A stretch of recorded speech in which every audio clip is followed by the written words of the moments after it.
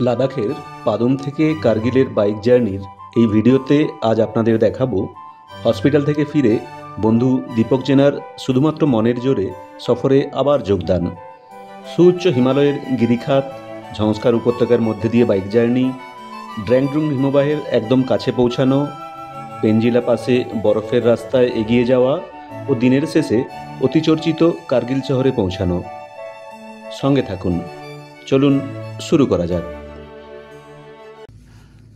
हम लोग पादुंग में एक होमस्टे में रुके हुए थे। ये होमस्टे का नाम है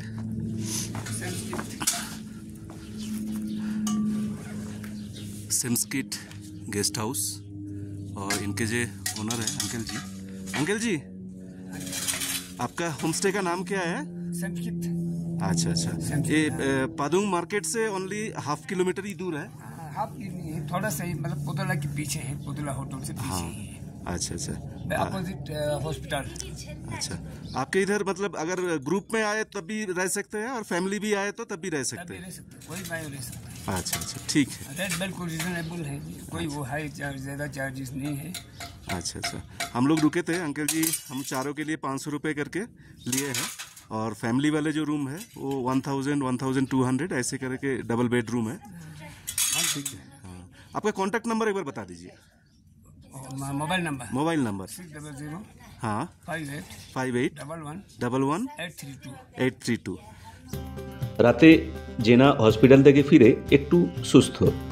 জেনা ও সাহির প্ল্যান ছিল ফিরে যাওয়ার, কিন্তু সকাল আবার সব কিছু চেঞ্জ করে দিল।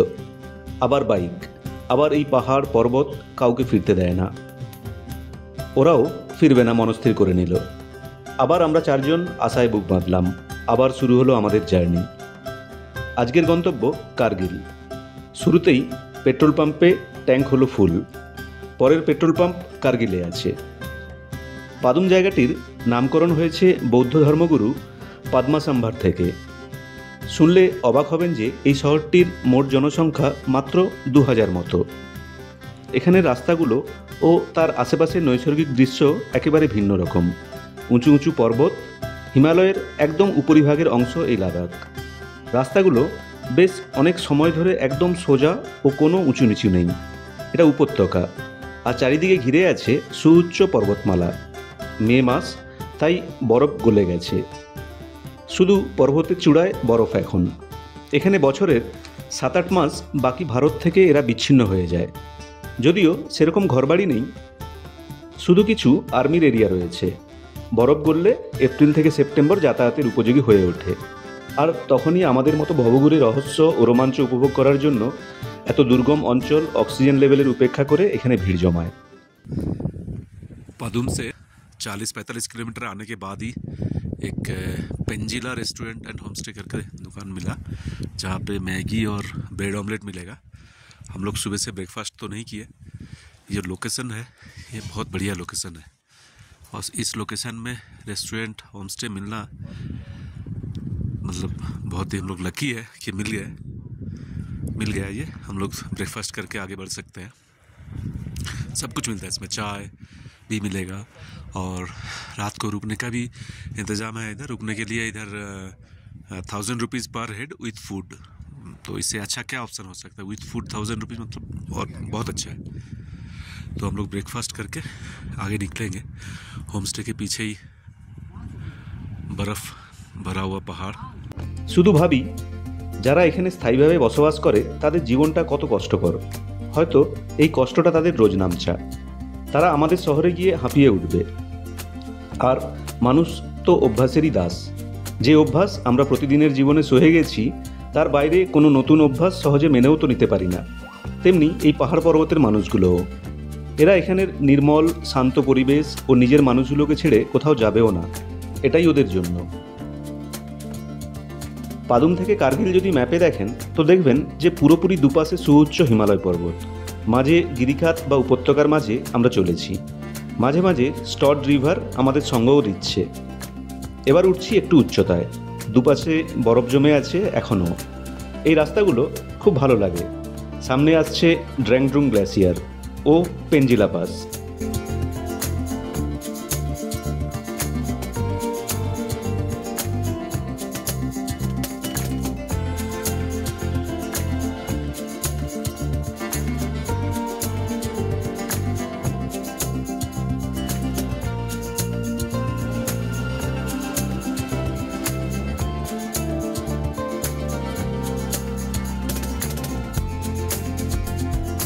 লাদাখের এই একটিমাত্র গ্লেসিয়ার যা বাইকে করে পৌঁছানো যায়, আর এই গ্লেসিয়ারের জলে পুষ্ট হয়েছে স্টড রিভার। এত কাছ থেকে কোনো গ্লেসিয়ার বা হিমবাহ দেখার সৌভাগ্য জীবনে এই প্রথম। আমরা কত কাছ থেকে এই হিমবাহ দেখছি, দাঁড়াতে তো হবেই, আর কিছু ফটো তুলে নিলাম।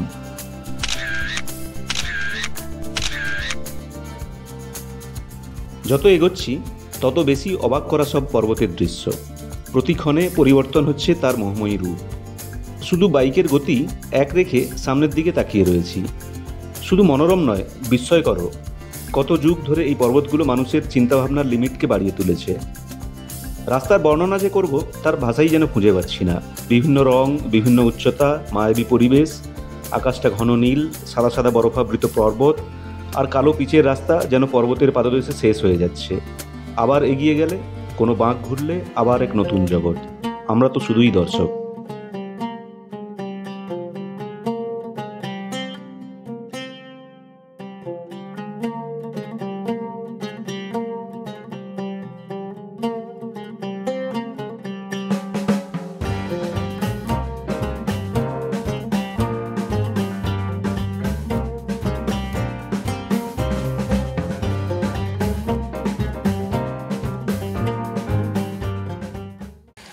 आभार अगेन फिर से 50 किलोमीटर बाइक राइडिंग के बाद एक तोंडुप गेस्ट हाउस एंड रेस्टोरेंट मिला।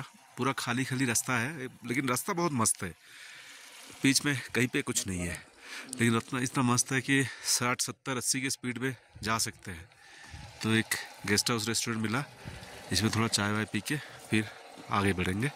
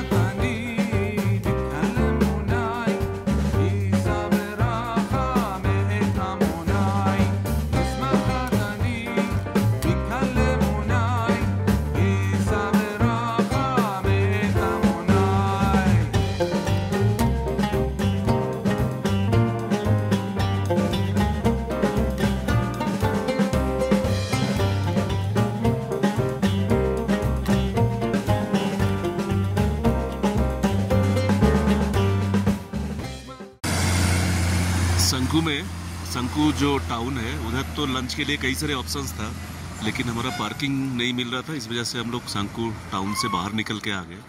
तो एक दुकान में मैगी खाया और भाई ने एक लोकल मेड, हाँ नहीं पदुम से, हाँ भाई ने एक लोकल मेड बिस्किट और चाय दिया। चाय भी एकदम पूरा ग्लास भर के है और लोकल बिस्किट है। खा के देखते हैं कैसा है, टेस्ट है। इन लोगों को भी दिया है। कैसा है रे पलित? हाँ A1 बढ़िया। तो इसका एक पैकेट उठा के चले।